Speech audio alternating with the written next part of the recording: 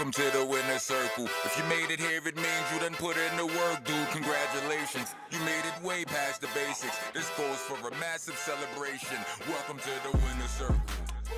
We all winning here. We all winning. That's one of the things that like helped me with my businesses is like, don't be afraid of debt. Yeah. And I don't mean in the way of like, have a little bit on your credit card. I mean like massive debt. Yeah. Like it's relatable. like massive debt, right? So yeah. It's funny too, because people will look and be like, oh my God, you guys are so successful. And they see what's going on the exterior. Yeah. Right. But they don't know that with this comes massive debt.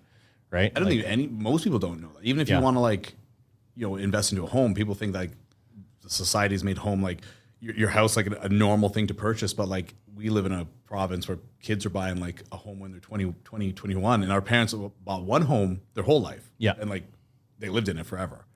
And they never bought like the kids that, some of the people I'm employed with have like this idea that they have to buy a home by 21, buy a car, buy another home by 23, like 5, buy another, they're in the third house by like 30. Yeah. I'm like, that's not real life. Like it's not. And like they have wrapped their head around spending that much money on a home, but they can't wrap that much money, like their head around spending that much money on a business. On a business. You got it. Yeah. Like, it takes a certain mindset. Like, it's like this is like maybe Instagram or social media or something's made us like afraid of it. Yeah. But I mean, coming from my background in the oil field, like business isn't for the weak. Really like there's, we were just in your office, 2 weeks ago? 2 weeks ago, yeah. Hopefully it sounds like it all worked out. Things have been much better. Thank you. Yeah. But like, even at this stage, we're almost, we're 4 years in and still like it's a roller coaster. You think you're on the up and then something happens. It's and then like you seasonal. And I tell myself like, it's like that old saying, like once you're over the 3-year or 5-year hump with the business, you're like certified successful because you went through the whole ebb and flow of like the down times, the up times, like the worst months, the best months, the shitty employees, the good employees, and you kind of sifted your way through it to make it to the 5. Once you hit the 5-year mark, it's like the cycle supposedly starts over again. Yeah. But you know how to like weather the storm. Now, like with me, when I have like 9 of these businesses, each one of those businesses starts at day 1 again. Yeah. Like that's wild. Yeah. That's so like why when I can't wait to talk about that. My first one just hit 5 years and I was like, okay, in my eyes, it's like, I can take a little like weight off my chest that we did it. Yeah. And now the next 8 have to catch up to it. Yeah. Yeah. But you've learned the systems and the procedures and what works and what doesn't. It's almost like learning them, but like I can get to the end goal faster. Yeah. Like instead of weaning through like the months of like having a bad employee, I see the red flag now or having a shitty situation or like knowing what's going to come. I can just go right to the end and be like, let's cut that loss right away instead of wasting 6 more months of it. Yeah. Yeah. Big time. Yeah. So I'm sure you guys have seen that with like just in moving, you're like, I don't need this. We can streamline this to make it like 90% more effective if we just clean some of this up. Yeah. And that was, I told you already, but even the situation we're in right now is a blessing for us. Right. Even as much as we are struggling through it, man, did we ever make some big changes. We plugged a lot of leaking holes around here. Like when things are comfortable, like you got a lot of those leaky holes, right? Oh yeah. So yeah. And like we're coming into like slow months and I'm like, this is what separates my business from me or anyways, like from the normal people. Like I hate to say it, like maybe even some people out there like don't agree with it, but people were closed on Thanksgiving. I was open. Yeah. And the reason why is you add that up over 10 years by 9 businesses, that being open that extra day, that's why I'm going to probably beat my competitor. Yeah. I'm going to retain or gain those customers that would have walked into their store, walked into mine. Okay, well, you make me feel like shit for closing for 3 days now. But like I'm in the industry where like people don't like to wait for my stuff. Yeah. They can place an order with you. They walk up to that door and it's locked. They're going to go get it. Yeah. They're getting it. Yeah. So if I'm not open or if I am open, I'm going to get it. Yeah. So just when I see my competitor close, I'm like, I know that's why I'm going to be better. Yeah. I'm going to be more successful just in the sheer fact that I'm open more. Yeah. Man, I should be writing stuff down too. Yeah. I always get such value when we hang out. Yeah. After. Okay. Sweet. Ready to rock and roll? Yeah. Yeah. All right. Well, I'm here with my good friend, Trevor Murphy, owner of 9 Supplement King locations. Yeah. And also business extraordinaire. Yeah. It's been a learning process, but it's just been a wild ride. And even if it was like supplements, it's more like retail. I just love, I guess at a young age, I just liked selling things to people. And it just was like something that you're in complete control of. I just enjoyed it. I've worked some labor jobs. I've worked for like unions. I've done it all, and I've worked on like on both sides of it. And I just came back to it. I keep coming back to it, and I was like, I really enjoy doing it. So yeah. Well, I mean, I look up to you. I appreciate. I know that. we've kind of been growing at the same time, but I've always gotten a lot of value from you, and I think you're excellent at business. So I appreciate it. I'm excited to have you here. So I'd like to go into a little bit of your backstory growing up, and then we'll kind of get into. Let's get up to the first store, but let's go to the backstory first. So, long story short, like I grew up in Cold Lake, Alberta, so it's like a small military, like heavy oil community, and my father owned furniture stores. He owned a furniture store, and I grew up like. My father was never the type, like, and you hear this a lot from maybe successful people or people out there, like their parents don't like hand them things. They never get given to them. And I remember working at the furniture store as like a delivery guy. I would come in after my school electives. I had a couple extra shifts, and he would like make me vacuum, and I would get like $20, something that not even like an hourly rate. He'd just like toss me $20, or like we'd go out for dinner or something just because I was there. And not only that, like I enjoyed being there. It wasn't like work for me because it was. I was born, and there was this building that I got to go hang out in.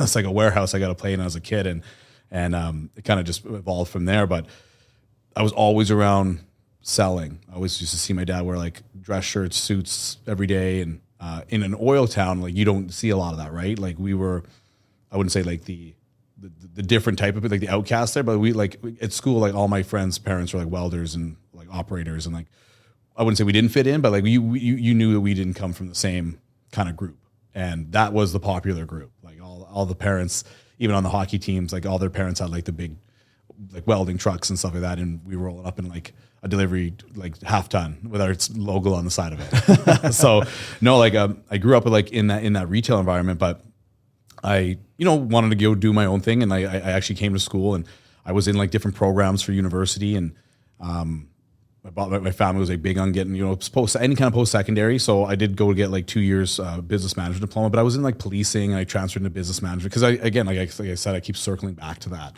even though I wanted to try different things. And anyone who's thinking about like going to do their own thing, you have to figure it out. And I think Gary Vaynerchuk says like, imagine yourself at like 35. Like you have tons of time when you're in your 1920s to go figure that stuff out. And people they're just so rushed. They get right into their career. Next thing you know, they're like massively in debt, and they only have this one program that they don't even know if they want to do it anymore. Right? I'm sure we've heard lots of time. You've heard your friends are like, I don't want to do this anymore, but I have nothing else to go back on. So I was a little nervous about that. Like, did I ever want to? Like, I was really into becoming a police officer, and I was like, do I really want to do this? And I was volunteering with them, and I actually came to Edmonton. I used to work as a armored car driver, like taking money into banks. It was really fun at like 18 to like 23 years old. Got to do some cool stuff, but it just came back around to like I wanted to go back home, work for the family business, give it a fair shot, because like that's what was like kind of expected of my brother and I. And we went back there. I went back there at like 23, and it just wasn't what I wanted to do. It was hard. If anyone wants to get into family business, I have the utmost respect for them. Working with your parents, working with your family, your brother, man, it's tough. Oh, you think owning a business is tough, but working with your family is like in that business is tougher. Like you start to see each other not as family anymore. And after 3 years of that, I took a step back, and I was like, you know what? I don't know if I want to do this anymore. Not the owning a business, but I loved it. I loved the aspect of it. I loved the idea of it and what I got to do, but I just couldn't be in Cold Lake for one, and I couldn't work at the family business. We just weren't being the family that I thought we would be, right? So approached my father, and it was probably one of the hardest conversations I ever had. I said, I want to get out. Like, I want to do my own thing. And I got like, I'm out. Like I got bought out. Like, I don't own any shares in it. So my brother took my portion of it, and I got a little chunk of money, which at that time at 22 years old, 23 years old was like all the money I ever had in my life. And my dad's like, go do whatever you want with it. And it wasn't a lot. It was like maybe last somebody a year of not working. So I was like, okay, well, one of my goals, and I think what people undervalue is they don't write their goals out. I'm sure we've all heard tons of influencers out there, like successful people in the world, and writing a list. And I've read a lot of books on it too. Like if you make a list, it's like human nature. It's in your blood that you're like 80% more like able to accomplish what's on that list. It's like it's an instant gratification, like you instantly satisfied if you cross something off your own list. So every day I write a list till this day. I still write a list. I got a list in my bag today. What I'm going to do today. That's funny. I just ordered a book on Amazon specifically for my goals. Yeah. And like Steve Harvey's one of the guys I listen to talk me about too, it. yeah. You know, like he's like, go sit down and write out 300 goals and don't 100%. stop until you have 300. And you'd be surprised in 2 years how many of those you're going to actually check off once you write them down. And the thing is, I think we forget what our goals are. We have these goals right now. You're January, we want to lose weight, but I think come maybe February, March, you want to go travel. You forget that you were wanting to lose weight. Maybe you don't, maybe you do, but like it's not on the front of like front of your, it's on the top of your list kind of thing. It's on the front of your head to remember. So it's more of a remembering thing. Remember that you wanted to, fix that creaky door. You just never did it. Yeah. Because well, and you're kind of just, behind it. you're floating through life. You got it. Like if There's you no- don't, there's no structure. no structure. Yeah. I'm not saying you need like ultimate structure in your day every day. Like a lot of people like want to live their own life, but like in doing so, you should still have a list. And I wrote that. I got to that point where I was like, after I left the furniture store and the business, and I wrote that list out, and I was like, okay, I want to move out of Cold Lake. Not because I hated it, just because I wanted to grow. I want to go do my own thing, and I lived there my whole life. It was time to move on. So how do I do that? And I broke that one task off the list into like, how would I do that? I gotta sell my house to do this, and I started it. I started doing this, and like I said, okay, in 1 year I want to get out of here. And in a weird way, it kind of fell backwards into like your next question here was like how I got into the supplement business is I knew I needed to do what I wanted to do. And people say follow your passion, do what you're passionate about. But like I think most people who are listening to this or out there don't know what they're passionate about. Yeah. You don't know what you like until you figure it, until you're doing it, until you're liking it, right? I know. I was like, that's the biggest, most confusing thing for me. Because when I was at the oil sands, everyone's like, well, find what you love and do that. And it's like, well, I like going to the gym. Right. Like I like doing these things, but like, did I know that I was going to love running a like healthy meal prep business? I had no clue. Like I took a chance on something that I, in an industry that I liked, and then it just evolved. And like, I'm glad you brought that up. Cause like, I think people don't realize, like I have some friends who are like, I want to be a dental hygienist. I want to do this. I'm like, you guys, everyone wants to be that person, but like, you're still an employee. You're still that person working for somebody else. Like we all know that pharmacists or somebody out there, lawyers make good money, but is the lawyer making the good money or is the guy who owns the law firm? Like who makes the best money? Yeah. Right. We know. When we sift through that, is that guy not just a business owner?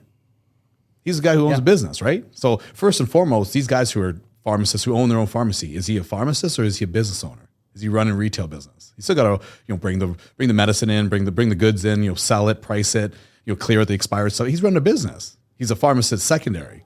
Yeah. First and foremost, these guys who make like bank, these guys who make good money, even welders, like are they a welder or are they running their own welding company? Yeah. Like they're business owners, whether they like it or not. Even if you're running your own crew, even if you're contracted out, the reason why you get contracted out is you're in charge of yourself. You're running your own business. You're managing yourself. So I think once I like kind of clicked into that, once I realized that like, it's not about like the career you have, it's about like how well you manage yourself or manage your like your passion. It kind of gets you to that next level. Because some people can like punch in, punch out every day, be a welder, make great money. But the guy who, wants it more in life will be like, well, I write my goals out, what I want in life. The next step is I want to own my own welding company. And next thing you know, he has 3-4 people welding for him and he's not welding anymore. Now he's a business owner. Right? Like it makes it sense. does Yeah. for sure. But we definitely, I mean, you and I both come from backgrounds where we have worked for other people. Oh, totally. And it's not for everybody that wants to run a business either.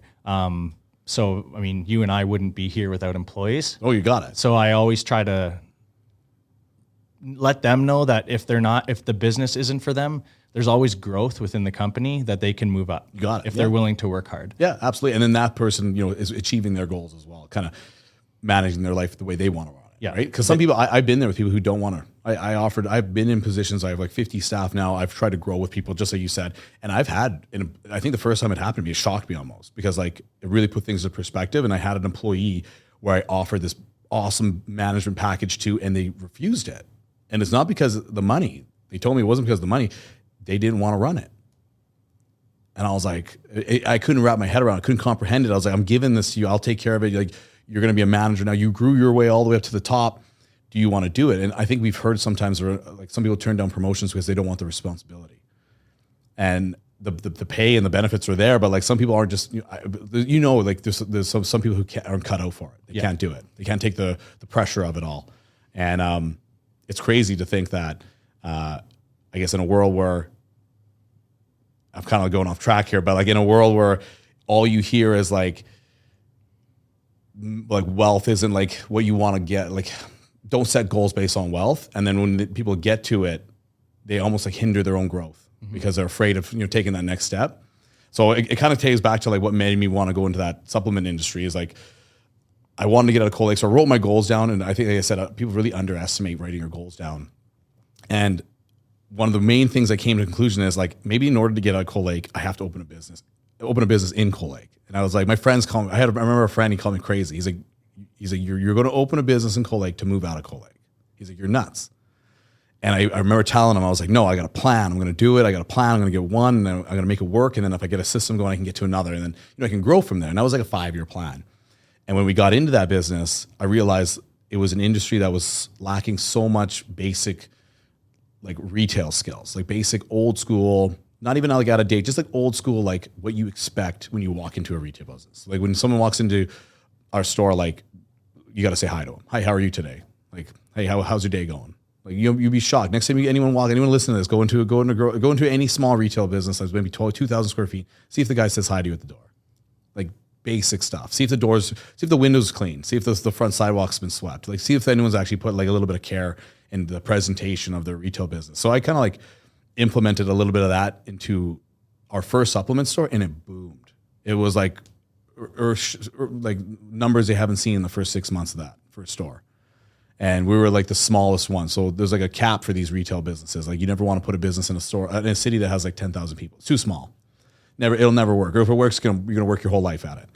Or you never want to go in a space that's 5,000 people. It's not gonna work. So what is the population of Cold Lake? Like fluctuates because of the military community, maybe 10, 12,000. Okay. 10, 12,000. And that first business we opened there was like pulling numbers of a store that should be in a city. Wow. Like 300,000 people. So, and it's not because like, I guess the population, but I guess like just the way we ran it. Your customer service. Yeah. It still shines I've been to almost all your stores. Like when I need something, and like the customer service is that I can expect the same service no matter where I go. Your stores are clean. They're very well educated on the product. They know what to say. Yeah, you've done an excellent job. And again, it comes back to like working for my father. Like I remember like working at the furniture store. He would make me like, one thing he told me is like, we would get new televisions, and he's like, make sure all of them are like on and all the speakers are connected. Even though like one would work, like one could just demo the whole what we needed to demo. He's like, all of them have to work. All of them have to be on. All of them have to work. All of them have to be playing a different movie. Like they all have to be on every day. And if we didn't turn it on, like even that one DVD player that we didn't play or have the speakers on playing on radio, we would hear it because, and I realize it now is because that one person would want to come up and listen to it, and it wasn't connected, wouldn't buy it. And I get it now. And I guess something so small as like him giving me, I guess, shit for not vacuuming properly or like mopping properly really, like, I guess, translates to my staff now. And it's not so much I'm giving them, trouble. It's more so I want to train them. Like we hire someone. I'm like, do you know how to mop? And they're like, no. I'm like, they've never held a mop in their life before. Where some businesses would just be like, oh, you got to sweep tonight and mop tonight. No one's ever shown them how to do it, and it's not getting the results they want, right? So that's crazy. Yeah. Like the detail that you have. Like, yeah, we have a breakdown of it all, but like, yeah, we just did really well in that first business because I guess implementing some of those basic retail skills. And in 6 months, I bought my second one, and I got out of Cold Lake, and I went back to my list, like writing my goals down, and I was like, geez, I'm 3 years ahead where I should be right now. So I was like, okay, let's keep going. Like I crossed that list out and I rewrote it again. I'm like, okay, I want to get to 3 stores. Like that's going to take me another year. I did it in 8 months. I want to get to, and then COVID hit, which kind of threw a wrench into everyone's plans, right? So I think one of your questions is like, what made me want to get in the supplement business? And it wasn't really anything in the supplement business. It was just retail. I liked the idea of it.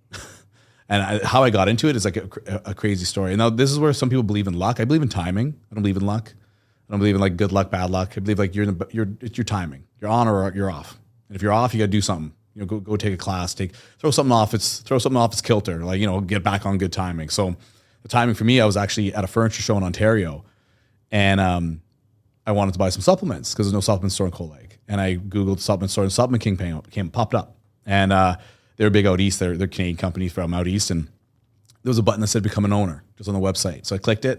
It was like a 3 little, section fill out, like first name, last name, area, and a little box that said like description, why. I filled it out, little blurb, like who I am, where I'm from. And in 20 minutes, I got a call, and it said Supplement King. And I thought it was like, maybe a front desk girl being like, thanks for the application, we'll get back to you. Or like, maybe someone just saying like, we received your application, thanks. I was actually it was Roger King, like CEO, like the owner. Like Supplement King, Roger King called me, and he was on the phone talking to me. And I was at a furniture show, kind of off, not ready for a phone call. I just filled this out like 10 minutes ago on a whim. Wow, he called you that fast? Called me like 25 minutes went by, and he called me on a whim. And I kind of reiterated what I said in the little blurb I filled out. And he's like, yeah, let's fly it. Let's go to Halifax. Let's fly to Halifax and meet you.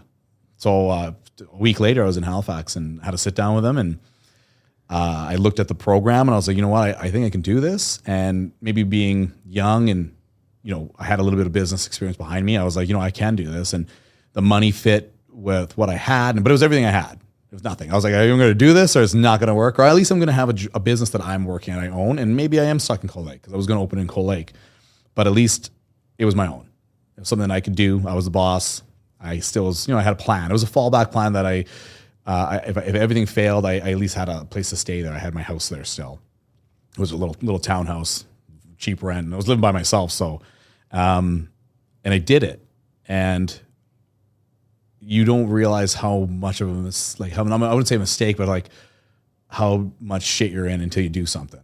Yeah. Oh, I like bad I shit. can relate. I mean, like piles of it. Like just like it went from 0 to 100. Like people say, like real quick. Like I was in 2 months' time. Like all my money was gone.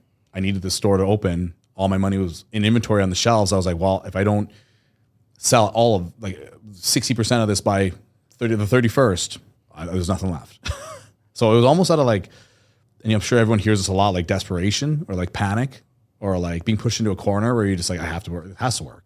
There's no thinking about if it doesn't. Well, that's why I'm like, I hate the whole plan B method. You have to burn the bridges. There's no plan. When I opened up my first restaurant, I was a heavy duty mechanic. Yeah. I quit 2 days before we opened. I had $20,000 in my bank account, and I was like, I'm quitting my job. I'm going to do this full time. And within 2 days, when we bought all the inventory to stock up for the restaurant and whatever else we needed and paying some staff, my 20 grand was gone. Oh, yeah. I was at zero on our grand opening. I had no money. Yeah, so. No, and I'm saying, I hear you, and I'm sure you felt that, or you could smell that, like that fear of failure. And I think fear is a good thing. People said they're not afraid. I think they're at the lunch. You have to be afraid. If you're not afraid to lose all your money in your life and your house, you're not going to be successful. Yeah, I mean, you're going to be as successful, but like, would I hire someone who has nothing in on it, no skin in the game, or would I want to be on someone's side who's like, I'm going to have to die for this, or I'm going to have to like figure it out, because if I don't, it's all gone. Well, you want to talk about timing. We were in that phase 2 weeks ago where, it's hard sometimes when things aren't going the way that you thought they would. Oh yeah, mentally, to just crawl out of that state. And we gave you a call. Yeah, and sat down with you for an hour and a half and left feeling like a whole new person. Yeah, and I'm always, like I said, I'm glad people want to ask me that, because the more times I go over it or I explain it or I just like rehash it, it kind of makes me figure out more. Like I can like get better at it, but I also want to make sure it's working. Like I said, I think maybe I had good timing, but like I'm glad whatever you could take away from that little get together we had, hopefully worked. Because it worked for me. I left with 2 pages of notes in an hour and a half. Yeah. So no, I was stoked. I mean, yeah, things have been turning around here because of it, and I appreciate all your advice. So I hope people listen to this. And it kind of comes back down to like, after I opened that first business, I realized like I got better at it because I had to. I had to learn everything. I had to run the whole business, learn it all, be all the employees, because that's what business owners are. You're everybody all the time. And I worked till 12 hours a day, 8 months straight, until I got the second one going, and I figured out I could afford things. You don't know what you can afford or what you do when you're starting a new business. The business plan's there, or you might not even have one. but it's just a guide, and things change. Things are different. Things happen. Things pop up. You got to fix or whatever, and you got to adjust on the fly. And one thing I really realized moving to the second and third, like how I got to the 9, is like try not to. And like Robert there, like what's his name? Sorry, Kiyosaki. Yeah. He's great. I started listening to him and reading some of his books, but like don't use your own money. Try not to use your own money as much as possible. Everybody and our parents taught us that, like, don't use credit cards. Don't go into debt. Don't put that on finance. Like, I think we got to look at it differently. We were in a moment there where interest was like low. It was almost, I don't call it, it's not free, but it's almost free money. I think that's a key word. It's almost free money. It can't get any lower than what, 2%? What, is it going to be free? Like, if you're not willing to take out $1 million loan at 2%, you're never going to take it out. No one's going to give you money for free. So we were in a window there of like low interest. And I was like, there's got to be a way I can keep growing and use someone else's money. And I don't mean investors. I mean like the bank's money, where I don't have to put my house, my personal life on the line anymore. Or give up a portion of your business. Yeah. So I grew from 1 to 9. I don't have no partners. There's nothing in there. And all that money is like, it's all on me. It's all mine. But the reason why is you can't grow. You use your own money, you can't keep growing. If someone's going to loan it to you, loan it, and you can keep growing with the other money. So I kept using my own money and my own, I guess, wealth to keep growing those other businesses, or keep going to the next one, to the next one, to the next one. And by the end of it, like, I look back and I look how much I actually invested, and I was like, geez, the most money I invested was on that first one because I thought I had to own it. I had to buy it. And some people might disagree with me, or some people might agree, but like, it was part of that list. It was part of that end goal. I wanted to get to 9 or get to 10. Just another one coming, but get to 10 as fast as possible. First was I wanted to get to 3 as fast as possible because I could live the life I wanted to live. I could pay the wage I wanted to pay. I could, have the life I wanted to do. I could do that one nice trip a year that, most people get to do, and it would make it worth it. Because if I wasn't going to get to 3, I did the math, I could just work a regular job. I could just, go to school, be a power engineer, make great money, have a good life, work 7 to 7 or whatever those shifts are, and live like that. People do it all the time. So the problem with that for me, because I was making really good money up in the oil sands, I just can't work for somebody else. You got it. Like, I just don't have it in me. Yeah. And I always thought there was something wrong with me growing up because I didn't like working for other people, and I didn't like being told what to do. Yeah. And now I know that there really wasn't anything wrong with me, because now that I'm doing something I love, I mean, you see my alarm, I'm up at 3:50 every day. Yeah. I work all day and I love it. It doesn't feel like work to me. And that, I think that comes back to that passion. Like, people don't know what they're passionate about until, like, when did you figure that all out? When did that, what age was that? Like, you had that moment where you're like, I got to change something. I got to do something else. What age was that for you? I would say, so I've been in business for 5 years. So I would say 6 years ago. So I remember a year before I opened the restaurant, I knew I wanted to do something else. Yeah. Started listening to, Andy Frisella, Ed Milet. I was just, remember working nights on the oil sands and just crushing podcasts and listening to all this stuff. And then same story as you. One day I sent an email off to the franchise that we wanted to open, and the ball just started rolling. It was a starting point. Yeah. Right. And like, I truly believe a lot of these, everybody out there, you can't even open your phone nowadays to see like fitness motivators, people in shape, people doing great things, people driving Lamborghinis, all these nice cars and Rolexes and all these motivational speakers to tell you to do something. But it still shocks me that people don't. Right? We're in a time in our life where there's every which way you look, something's telling you to be a better person, and there's still people not doing it. So I was like, and it's I think it's one of the things you're gonna be like, one of my favorite quotes is actually from my father. And there's tons of people out there that quote things, but my father always told me, it stuck with me. There's 2 types of people out there. And you can break this down into many more types of people, but there's 2 types of people out there. There's people who talk about doing something, and there's people who do it. I can talk about, I'm going to move here, I'm going to do this one day, I'm going to get that job I want, or I'm going to open that business, I'm going to get a better job, I'm going to get a promotion, and they never do it. They talk about we have friends out there right now, they're like, I'm going to get into shape, and man, these guys have been talking about it for like 7 years or 6 years, he's still not in shape. Why aren't you in shape yet? Yeah. Like, why aren't you hitting the gym harder? Yeah, because you have to take action. Yeah, you got to do it. Alex Hormozy and Gary Vee, they're like, people ask, like, why do you give away your best information? Because 99% of people aren't going to use it. You got it. And that's the other thing is, like, I don't mind talking about this stuff with people as long as one person or 1% of people do something with it. Yeah. I'll talk about it 150 times, 2,000 times again, because the more times I get into it and I like analyze it even deeper and deeper and deeper by explaining to somebody, I figure more stuff out too. So it's just making me better. Yeah. And those are opportunities that I'll never want to pass up. I'll never want to be able to not talk to somebody about it, because if they say one thing to me that was like, well, that's a good idea. I think you did tell me something last week. I wrote it down. Like, that's a good idea. Let's do it. I got a little better. Yeah. So yeah, just you speaking it out loud. and even you saying those things about like, it's as easy as sending an email. Even though that maybe we all didn't go down that same path, what's wrong with an email? How much time does it take to send an email? Well, and again, it goes back to people being afraid to be told no. That's, I mean, honest to God, I was in a weak part when I came to you and I said, like, I could have sent that email, and I've already knew about where you told me to go, yet I was worried that it was just going to be a no. Yeah. When it's a simple email. Yeah, that's it. And it wasn't a no. Yeah, it wasn't a no. Okay, yeah, it's good. Yeah, so. It shocks. I don't even think it shocks me. I think it surprises me and the other person more often than they think that it worked. Like, I think I can't remember. I just flipping through Instagram. I saw a podcast. Like, it was somebody talking to Gary Vee. I don't know who the guest was, but he said he went to 10 Starbucks and he asked for a 10% discount, and 7 of them gave it to him just by asking. So it goes to show you, like, where a lot of people are afraid of asking, or they don't want to hear, like, or they might think it's unnormal. But like they asked, and he got 7 discounts out of 10 at a 10 Starbucks franchise. National franchises don't give discounts on their prime product. He asked, like, can I get a 10% discount? They gave it to him just by asking. So I think I should do it more. I think more people should do it more. I think they not even like, change their whole life or like go down a career path that like changes everything, and they have to put their whole house on the line. But I think people should do things more that they're uncomfortable with. And like we hear that all the time, but it still shocks me that people don't do it. I always like in my head remind myself of that Wayne Gretzky quote. Yeah. It's like you miss 100% of the shots you don't take. You don't take, right? yeah. And it's so simple, and it's almost like sickening that you hear it so much, but then I still see people not doing it.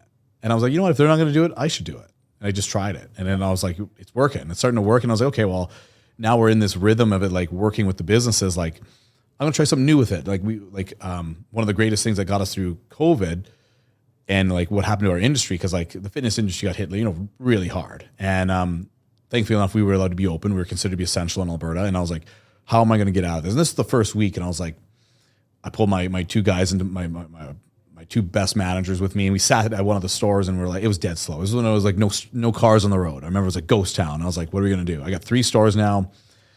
Most, people depend on me. And I looked at it a different way. I was like, what do I got to do to make sure my staff pay the bills? Because it's no longer about me. Like, I would figure something out to be okay. I had one, I could sell, I could figure something out. I had enough inventory on the walls, I'd be okay. But I was like, what? A lot of Gary Vee I hear and a lot of other people say, like, you have to try to, the only way you're going to be successful as a business is you want to see your staff be successful. You want to see your managers grow. You want to see them buy a house, have a family, get what they want, because in doing so, you're growing your business to make those things possible.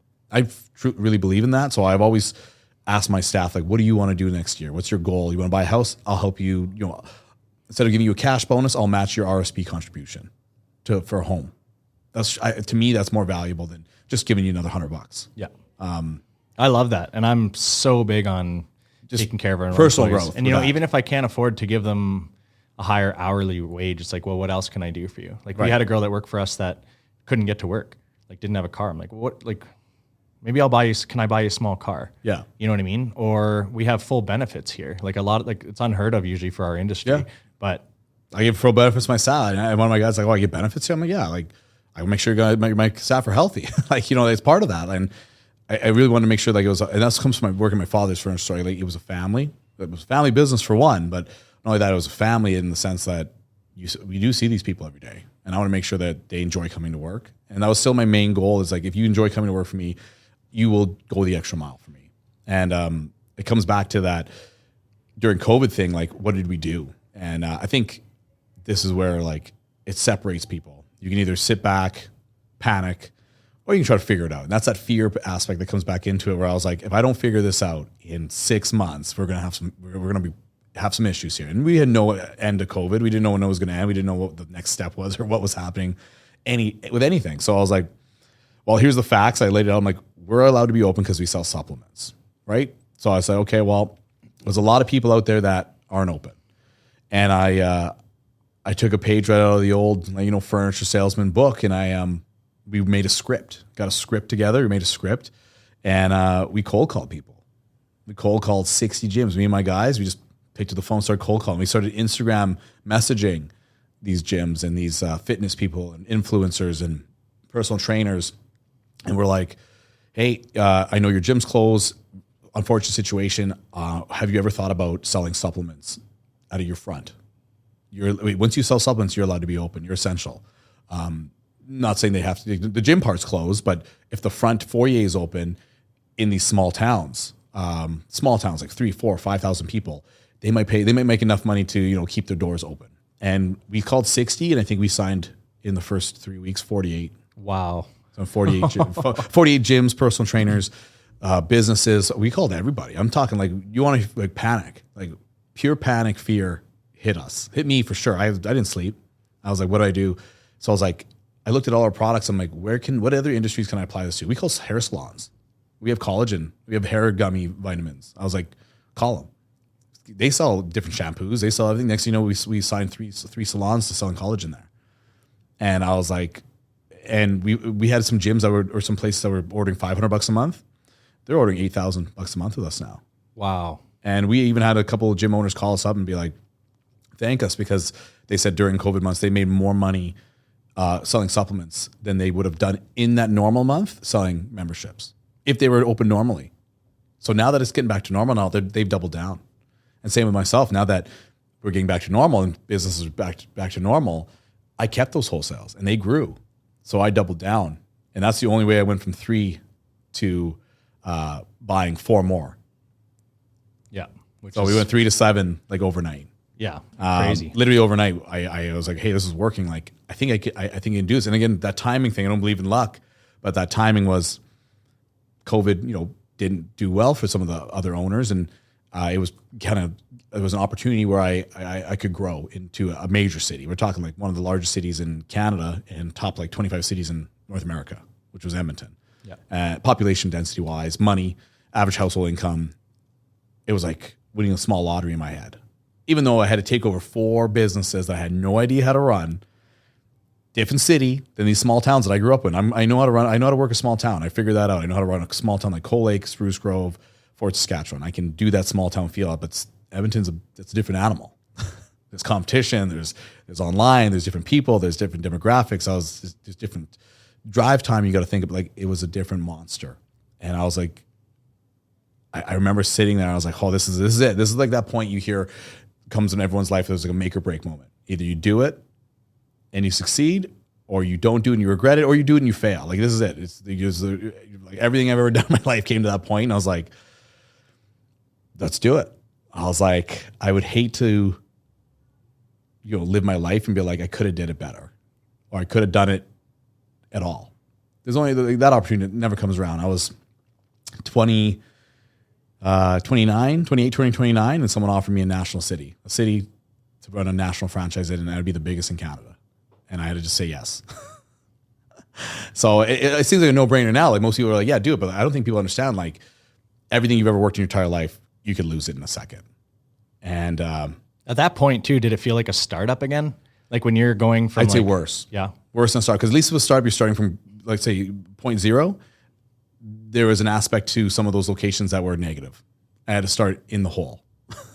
I had to start in the hole with some of those locations because they had a bad rap, or they were not in the best shape, or like, maybe the inventory wasn't the best. Like, just little things, and maybe they didn't have the best staff in it. So you had to like fix that before you can get back to 0, back to level playing ground, and then go up. So it was a little bit of fear there as well.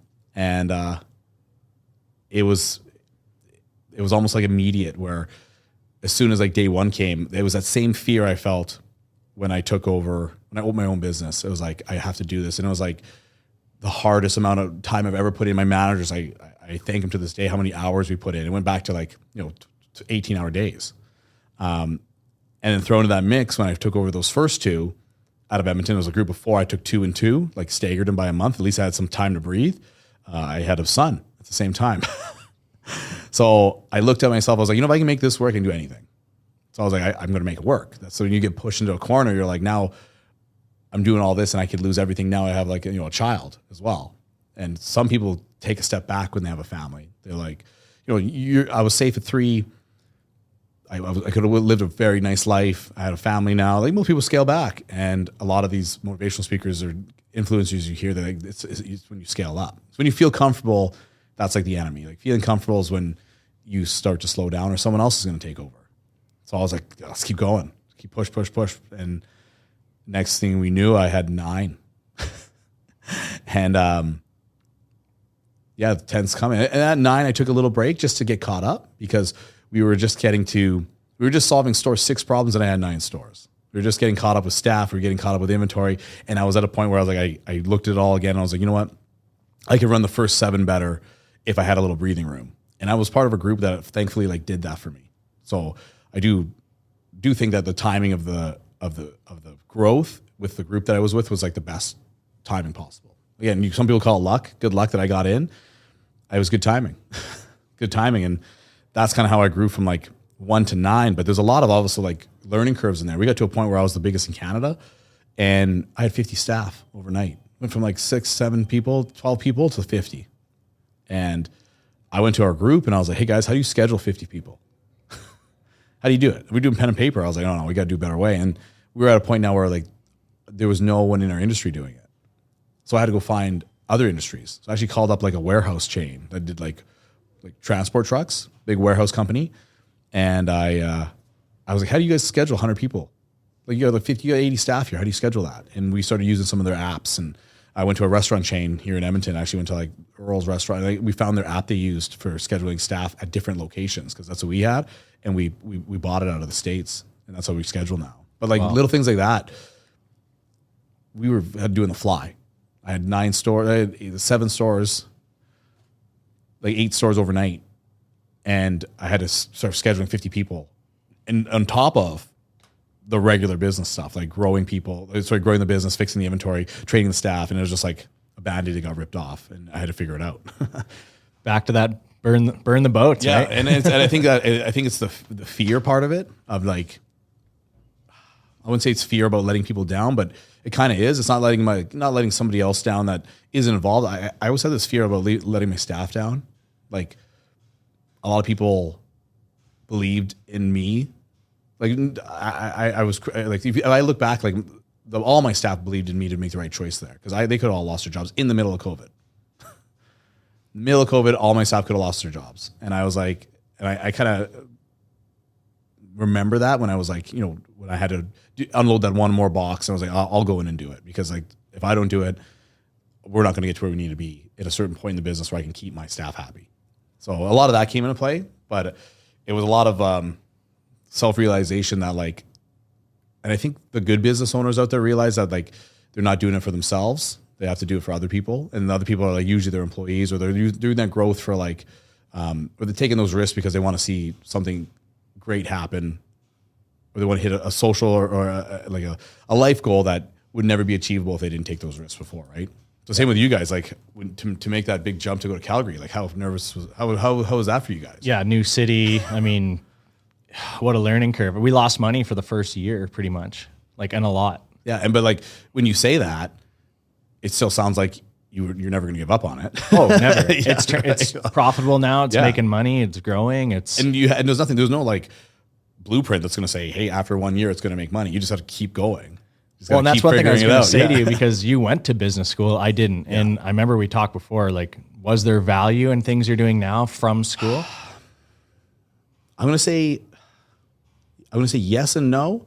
Yes, in the sense that I understood that there is a system and there's things out there to help you grow. There's to help a business. Like if I didn't go to school, I wouldn't know that there's formulas for things that help you solve wages. There's formulas for things to help you. Like if you do sales, X sales, you should have Y spent in advertising. Like people who figure that out have either had to read it somewhere or someone told them that, but that person learned it from somewhere else. So you just don't know that 1% or 10% of your sales should be spent into wage. 2% should be spent into marketing. Like, how could someone figure that out without someone reading that or learning that, right? Like, I could have self-taught myself, but I would have to Google it or hear it from somebody else or have a mentor.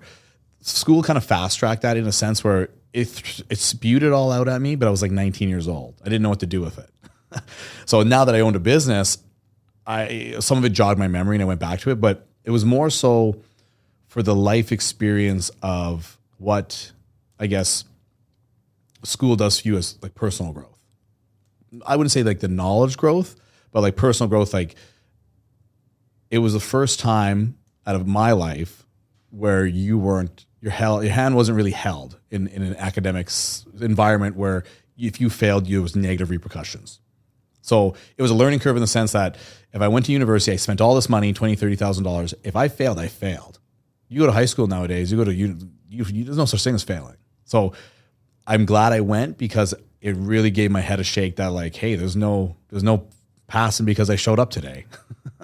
And that kind of led me to learn that that's kind of how real life is. Like it ripped that Band-Aid off. Like you went and worked a job where like you had bosses and your superiors like probably yell at you.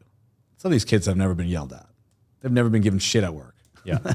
I know. I mean, there's lots of times I walk around here and I feel like I'm too nice. And it's maybe just because of what I went through, which I understand. Like I try to treat everybody the way I want to be treated, but that's not always reciprocated. But when you have your mechanic, like you messed up. Oh, you heard it. Oh, yeah. Yeah. When you're working with a group full of grown men at 19 and they don't put up with shit. Yeah. So it's a similar situation, but maybe not to that extent, but like I learned real fast in school. Like if I didn't put the work in, I was going to fail. And and there's more of a connection to being responsible. I guess being held responsible. I learned that from school. So see, when I left work to open up the first business restaurant, I always said that first year you can't buy the lessons that I learned or that you would learn. You can in never school. no. Like, and that's a different type of learning. But yeah, you're right. Like schooling, I'll never learn the stuff I learned. If someone asks me, can you run a business from going to school? No, you can't. You can't. It's impossible. But can you learn to be responsible enough to, get to a point where you can possibly start a business? Maybe not run one, but you can possibly start it. Yeah, sure. You learn. I learned the responsibilities real quick that, like I said, if I didn't put the energy in and actually work at it, I would get no reward. And up until that point, at 20 years old, through high school, I don't care who you are, it's a different world. You pass even though you fail. Nowadays, these kids you can't fail a kid. Yeah, and it's just the way we are. You can't even put an X on an exam anymore. Sometimes the thing I mean, if you want to touch on the school thing, I bombed my way through high school. Right, I'm a C+ student. Yeah, but it's like a multi-million-dollar company now. It's same, yeah. But it's like I wasn't passionate. Like it's hard. Like seeing how the kids are treated nowadays. It's like, how do you expect someone to pay attention? I mean, I didn't because I'm not interested. No. Am I using half the stuff? Probably not. I wrote my teacher a letter in English in grade 12 because I was going to fail, and then I would have had to go back for another semester. I wrote him a letter and I was like, listen, I'm never going to be an English teacher. Yeah. Probably just going to be your average working guy in a factory. Can you give me this mark? He gave me one project, said, finish this, you got it. Yeah. Right? Like that's where my skills were at. Yeah, and there's a moment like that. I remember I was going to fail a math class, and it would have not held me back, but it would have messed up me going to university. It would have did something really negative for me. And I remember busting my ass, and I studied, and I got a tutor, and I got a stayed after school and I was like, oh, I'm gonna get out of this test like a 70, 75. And I got pulled in, and she's like, you got a 50, which is a pass, but she's like, oh, you earned it. And I remember that. I still remember hearing that, where I was like, if no matter how hard I worked there, right, I was working so hard to get a really good goal or a really good mark, I still only got a 50. So it kind of right away let me learn, I got to work harder. I got to be even better at it than what I think is good enough for me. that stuck with me. I still remember that math teacher, and I was like, man, I busted my ass for that. And I was expecting this great mark, and she's like, yeah, you just squeaked by. And she was happy. She's like, oh, you really earned that 50. I was like, I was expecting an 80. I was disappointed. I was crushed by that. And I was like, I'm gonna have to work. I think that's when I realized that's what people say when there's somebody hungrier out there. There's gonna be people working harder than you. You got to work. You think you're working hard enough, there's someone working harder. And that comes back to what I said earlier. I'm open on holidays because I know my competition's closed, and not because I don't think it's right to be closed. I don't think I don't want holidays. It's a good day to take that day off, but I'm doing it for my customers, and I'm doing it for my staff that want to work.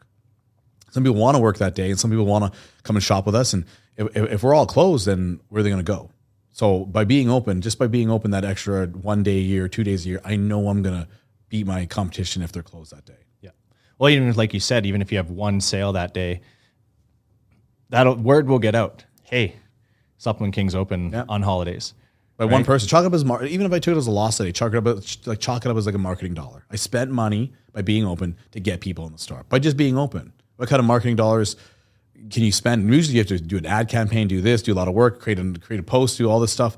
Monitor it to get people in the door. Just by being open, doing something I would have normally done, I got people coming in that may have never would have shopped with me by default. That's money well spent in my eyes, because the next time around when we do have a big sale, I got them. Eventually, I'll get them all, because I'm going to be open and then be walking in the door, and we're going to have a better sale, or my customer service is going to get them, or my stores cleaner is going to get them, or it's going to smell nice in there, it's going to get them. But eventually, I know the way we run it, the way I do it, we're going to get all of them. And once I realized that our systems were strong enough for that, I kept going. And yes, there was a lot of learning curves and like hurdles I had to jump over, but we just had to stay to like our basics. And again, it's like writing that list down. I just had to stick to it. Yeah. Crazy. Yeah. So is there a limit on how many stores you want to have? There's a limit on how many stores I want to have in this, I guess, how many businesses in this industry, to an extent where like my goals on my list is, what does 40-year-old Trevor want to do? Like, I'm 32 right now. I got some time, but what does 40-year-old Trevor look like? Do you want to see him on Instagram telling you to buy supplements at 50 years old? Like, I got to know, I got to be self-aware. And I think that's what a lot of people who set their goals are. They aren't self-aware of like their situation they're in. Like, if someone wants to be, I hate to say it, like if someone wants to be like a professional hockey player and they live in a city that doesn't have those, those programs, your odds are against you.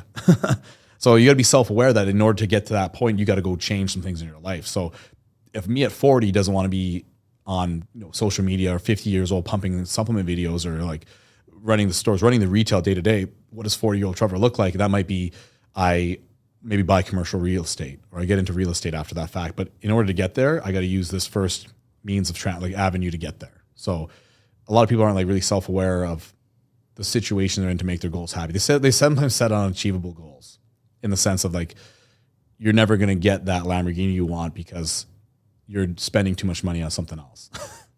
Like, you have a habit of going to the bar and drinking, or you have a habit of like, eating out to fancy restaurants. That habit is going to greatly influence your lifelong goal of buying that Lamborghini, buying that supercar of your dreams. Whereas if you're self-aware enough, or you're aware that one thing's going to hurt the other, you can cut something out, or you can change something early enough that it'll get you there faster. So it's kind of like the ladder effect. Same with like bodybuilders, or like people who want to be in shape. Like, you don't get fat overnight. You don't get in shape overnight. It takes some time. So I always looked at it as like, look at it as a ladder. You climb up 2 rungs and then you go down 1, but you're still 1 up. So even though one thing knocked you back down, you can keep going up. So I look at as a cap as like, when the timing's right, I know when it'll be enough. And I'm not there yet, because I still love doing what I do, but like, I'll know when I look at myself on a Instagram post and I'm like, I don't think these kids want to see a 40-year-old me, telling them to pick up protein anymore. Like, I got to be self-aware enough to like get my ego aside and be like, I don't want to be on camera anymore. I don't want to be in the store anymore, because I might be more doing like not growing the business the way it should be. So another thing my father always told me is like, in your own business, if anyone's out there listening to like open their own business, you got to create yourself a job title, and create yourself like a task, a list of things you want to do in a day. And if you have that job title, you'll know that you have a purpose at that job anymore. You're not just showing up and like kicking your feet back. You have a job to do too. And when you're at a point where you have no more jobs to do, it's time to find another job.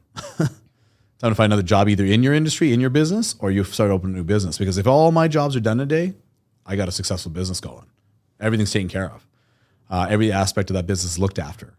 And then after that is like, maybe then I'll get into like commercial real estate or something. But till then, I got stuff I got to do every day. See, I went through that phase last year at our old location. Probably for 3 months, I felt like I had no purpose. Right. Because things are just being done, and when you're trucking in the along, right? Yeah, you're in. I was in the grind for so many years, and everything needed help. Like whether the kitchen, deliveries, marketing, anything. You're doing it all. Then all of a sudden, you have a team that's now doing it all. And that's that ladder effect. You were there, you did it, you got 2 rungs up, and then you got someone to like help you out. And you might have had a problem, you took a step back, but then you got 2 more up, and then that's where like I think that moment where you realize where like you didn't have a purpose anymore, all those rungs on that ladder were filled, or all those steps were taken care of. It's So that's the way I look at it too. And I was there too at that 3-store mark. I was like, you know what? I was like, we got a good system going here. I could stop. I could stop and live a really good life and have work 6 hours a day. You go have this lifestyle I wanted. I'm like, or I could hyper expand. Not even expand, like hyper expand. Like take a full entire city over or market over and just get to that same comfort level. But now I have 12. I have 10, 13 stores. And I was like, let's do it. Because that comfort level where you were, like, what was the next move for you guys at that point? Well, what I realized is like I made a lot of promises to our staff. Like I told everybody from day one, I'm like, if you stick with us, I will take care of you. Yeah. And after about the 3-month mark, I'm like, how am I going to keep my promise to these people if I'm not growing and now I'm at this standstill? And if the company stays where it's at, well, how do they grow? You got it. Yeah. And I'm like, I need my dream to be so big enough that all of their dreams and everything that they want can fit into mine. You got it. Yeah. Right. So then I'm like, that's when new ideas start coming and growth. What's next? Right. Right. And then we ended up moving to this building and, we have a gym now. Yeah. Like, no. And like same thing. Like I looked at myself, I was like, again, I could live a great life. And I was like, I made a promise to my staff that if you stuck with me, I would pay you a wage where you want to stay here. But in order to get to that, I had to, I had to keep growing and I had to keep expanding and I had to keep bringing more income in and like solving more problems. Because if they were to leave or if my staff were to leave me, I would be back to not square one, but I'd be in a position where I was working more. So I hear a lot of business owners out there, they're like, I'm opening my business, but I'm doing all the work. And I really chalked it up to they don't know how to delegate or they don't know how to like structure their business in a way where they can remove themselves. Like that word micromanaging, I would prefer if my managers do it. I don't want to be involved. If I'm involved, then we got a problem. And I'm not there to micromanage them. I'm there to support and find a way where I don't have to be involved because I got other things to do. I want to keep growing the business in a different direction with either more locations or more wholesales or like getting more sales or turning more people with more sales in the store.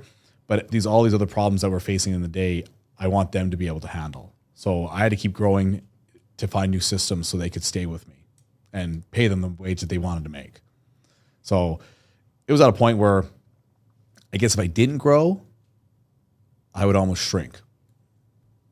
So there's only 2 ways you can go. No one stays the same. Most businesses out there, if you're not growing, you're shrinking. And I'm pretty sure I heard, another motivational speaker or Instagram person say that because people staying the same. If you think you're staying the same, someone else is growing and they're taking business from you. Yeah.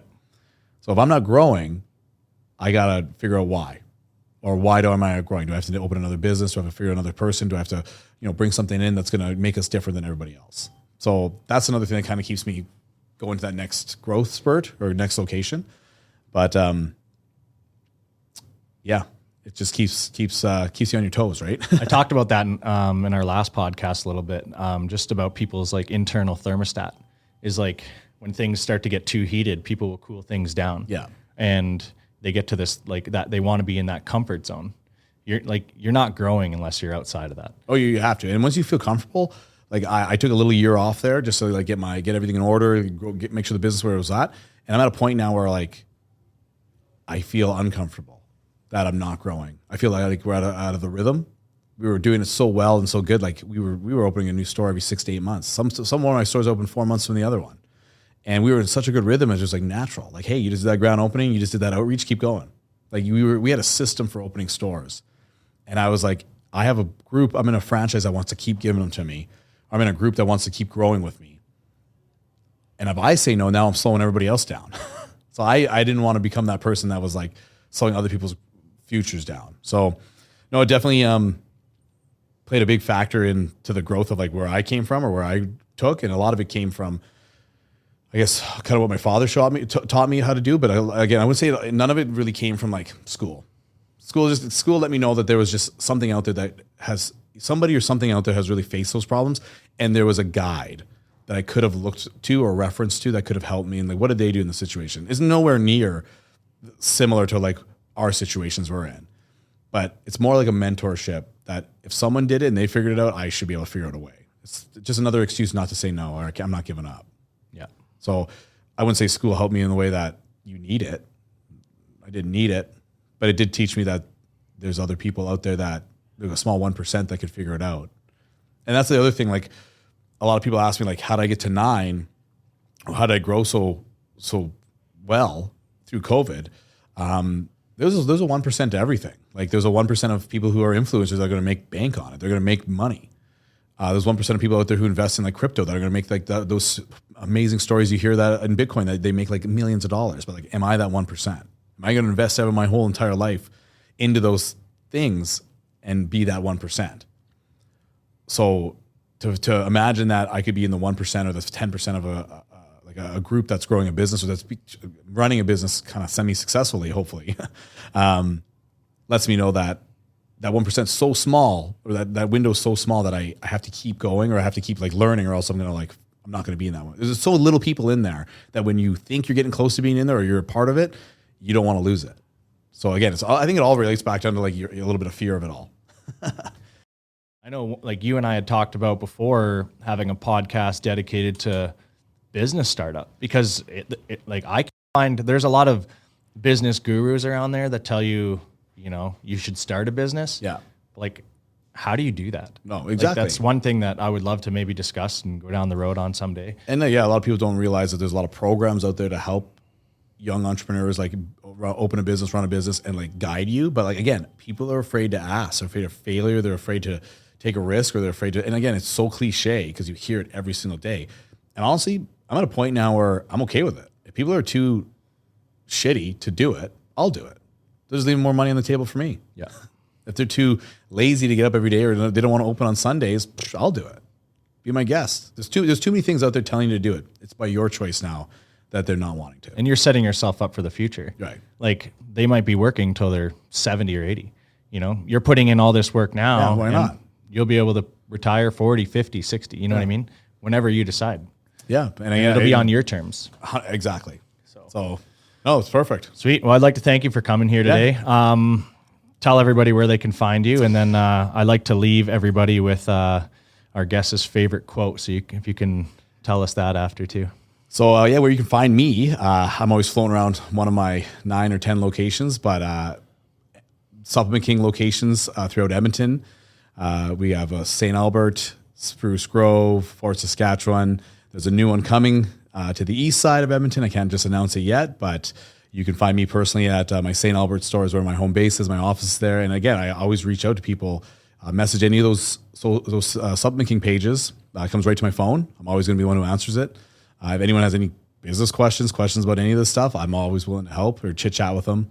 And it's just always good to go over it all. That's awesome.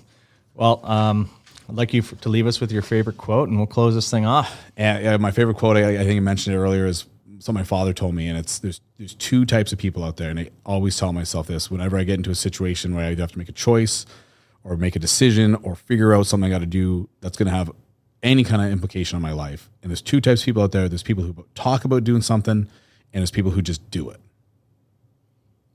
I love that. Well, thank you for coming on the show today, and we'll definitely have you back soon. Oh, thank you for having me. Thank you. Put in the work, dude. Congratulations. You made it way past the basics. This calls for a massive celebration. Welcome to the winner circle.